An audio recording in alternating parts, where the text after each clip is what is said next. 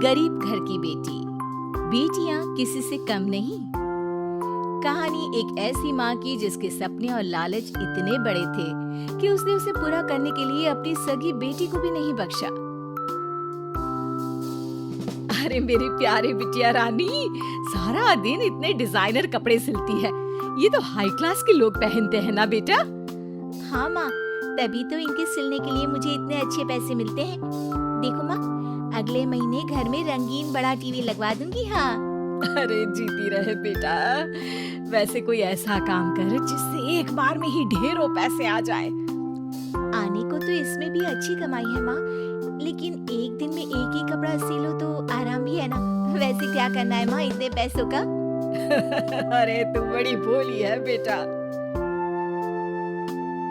अरे ओ रायना के पापा, देखो तो, रायना के लिए मैंने एक लड़का देखा है। पैसे तो इतने हैं कि लाखों रोज इधर से उधर हो भी जाए तो पता ना चले। वो तो ठीक है, लेकिन इतने बड़े घर का लड़का हमारी रायना से शादी क्यों करेगा? अरे कैसी बात कर रहे हैं आप? क्यों नहीं करेगा? अरे करेगा ना, कमी क्या है हमारी रायना में? अच्छा, अब फोटो तो दिखा दो, कैसा है लड़का?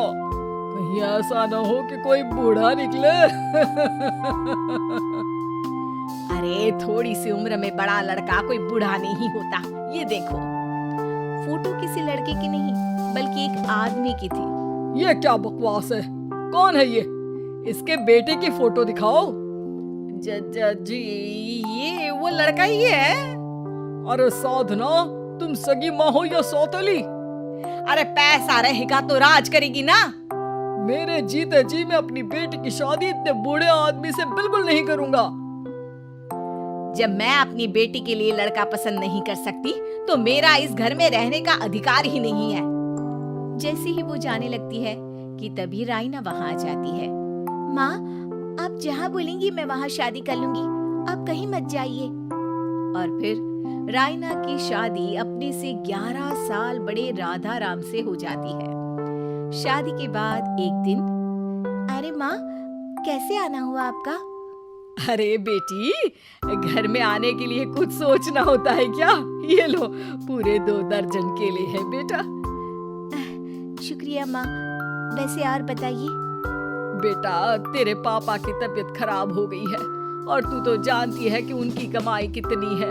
अगर तुझसे कुछ पैसों का इंतजाम हो जाए तो। माँ, मेरे पास पैसे कहाँ से आएंगे? अरे वाह बेटी, तू तो गिरगिट की तरह रंग बदल रही है। अरे तुझे पढ़ाया लिखाया, तेरी शादी में पैसा लगाया, अब तेरे मायके वालों को जरूरत है तो तू ऐसे जवाब देगी? अरे अरे माँ, ऐसे मत बोल। मेरी मुंह दिखाए में जो पैसे मिले थे ना, वो मैं तुझे दे देती हूँ, लेकिन अगली बार से आपको जब पैसों की जरूरत हो तो आप कुछ दिनों पहले ही बता देना।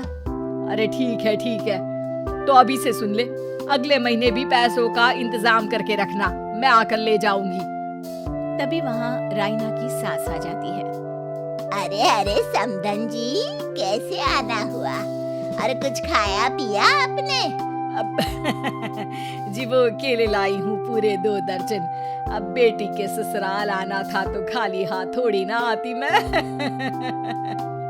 कोई बात नहीं बहन जी, आराम से बेटी से बात करिए, मैं और भी कुछ खाने को भिजवाती हूँ।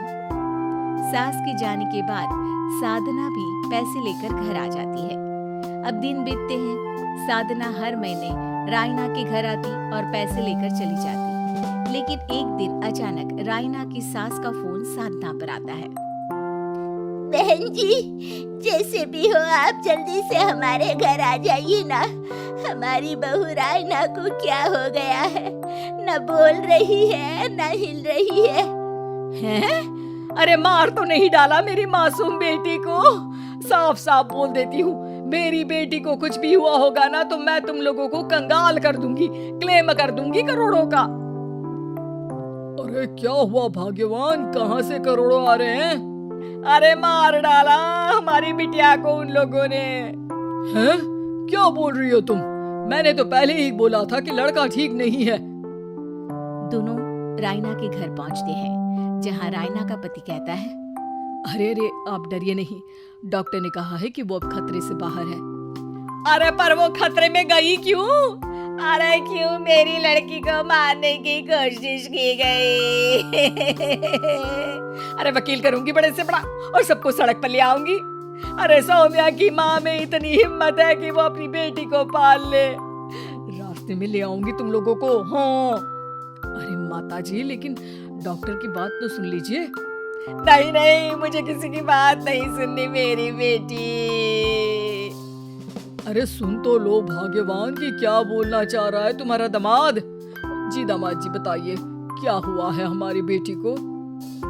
अरे पता नहीं, सारी सारी रात किसके लिए कपड़े सिलती रहती है और वो कपड़े जाते कहाँ हैं। अरे हम तो इतने पैसे वाले हैं, हमें तो कोई जरूरत नहीं है इसके सिलाई के पैसों की। मैंने तो कहा भी कि बिटिया अगर इतनी इच्छा है तो दिन में एक ड्रेस सिल लो, लेकिन मानी नहीं। आप ही की बेटी है, पूछिए आप, पूरे होश में है अब। हाँ, ये कहकर सास वहां से चली जाती है। अब कमरे में सिर्फ बेटी, माँ और पिता थे। बेटा मैं तो जीते जी मर जाता अगर तुझे कुछ हो जाता तो। क्या बात है बेटा, ये लोग अच्छे नहीं, तेरा पति ठीक नहीं है बेटा। अरे नहीं नहीं पापा, ये तो साक्षात भगवान का रूप है। मेरी सास तो मेरा पूरा ख्याल रखती है। ये लोग बहुत अच्छे हैं पापा। अरे तो फिर क्या जरूरत पड़ गई मरने की? माँ पता ही नहीं चला, सारी सारी रात काम करती रहती। आपको पैसे भी तो देने थे, लेकिन ये नहीं पता था कि सेहत खराब हो जाएगी। अरे पैसे देने थे तो सास से या पति से लेकर दे देती। नहीं नहीं माँ, ये मेरे सम्मान के खिलाफ था। आप लोगों ने मुझे इस लायक बनाया है कि मैं आप लोगों की मदद अपने पैसों से करूं। पिता को साधना पर बहुत गुस्सा आता है, लेकिन साधना की आंखों में आंसू होते हैं। मुझे माफ कर दे बेटा, मैंने कभी नहीं सोचा था कि तू इतनी स्वाभिमानी निकलेगी। बेटा मैंने अपने लालच में तेरा जीवन बर्बाद कर दिया, मुझे माफ कर दे बेटा।